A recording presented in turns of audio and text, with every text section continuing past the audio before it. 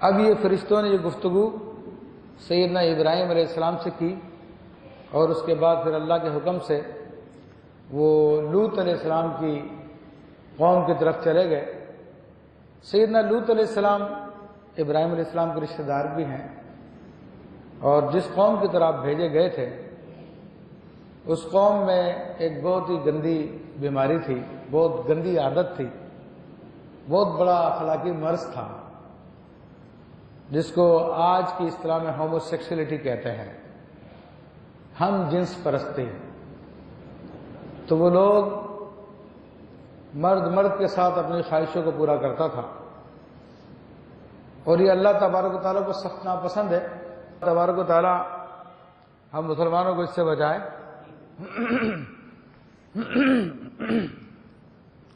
تو آج جو آیتیں ہیں وہ اسی کی رد میں ہیں۔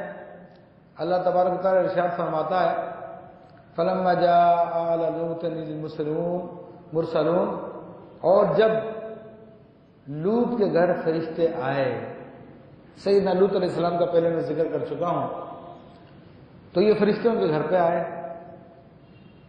اور خوبصورت نہایت حسین و جمیل لڑکوں کی صورت میں آئے، اور لڑکے بھی اس عمر کے جن کی داڑھی نہیں ہوتی، جنہیں امرد کہا جاتا ہے۔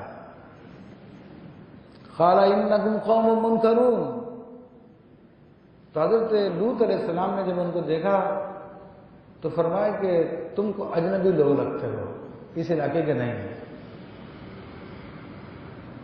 قالوا بل جئناک بما كانوا فیہ یمترون، کہا بلکہ ہم تو آپ کے پاس وہ لائے ہیں جس میں یہ لوگ شک کرتے تھے۔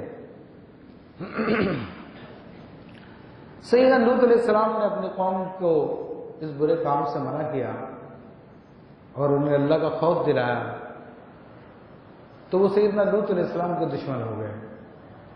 آپ علیہ السلام کو برا بھلا کہنے لگے اور آپ کی مخالفت کرنے لگے۔ جب آپ نے ان کو اللہ کے عذاب سے ڈرایا تو کہنے لے آؤ اللہ کا عذاب۔ ہر منکر باطل قوم وہ یہی کہتی ہے کہ جب ان کو خدا کا عذاب سے ڈرایا جاتا ہے تو یہ کہتے ہیں کہاں ہے اللہ کا عذاب۔ اور آج ہمارے ملک میں جو بے دینی پھیلائی جا رہی ہے، اور یہ بے دینی پھیلانے والے نام کی مسلمان ہیں، اپنے آپ کو کلمہ کو کہتے ہیں، تو ان کو بھی جب ڈرایا جاتا ہے کہ اللہ کا عذاب، اللہ سے ڈرو، تو وہ زبان سے تو نہیں کہتے لیکن زبان حال سے کہتے ہیں کہ تم روک رہے ہو ہم کو، ہم تو کر رہے ہیں، ہمیں تو کوئی عذاب نہیں آ رہا۔ اس لیے لگے ہوئے اپنی مستی کے اندر گم ہیں۔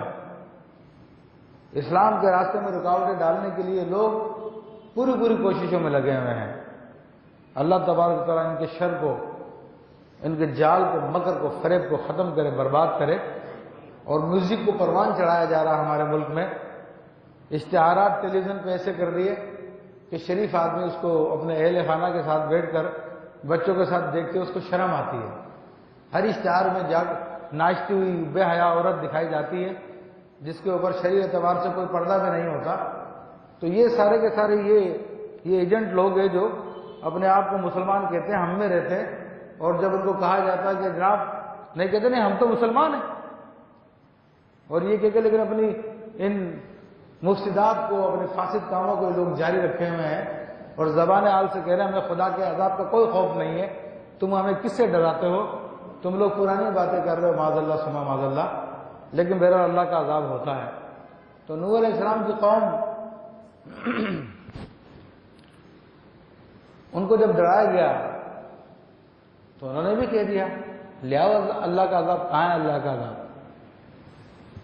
تو اب یہ فرشتوں نے جب نوح علیہ السلام سے ملاقات کی ہو تو کہا کہ ہم تو آپ کے پاس وہ لائے ہیں جس میں یہ لوگ شک کرتے تھے، یعنی عذاب الہی میں شک کرتے تھے۔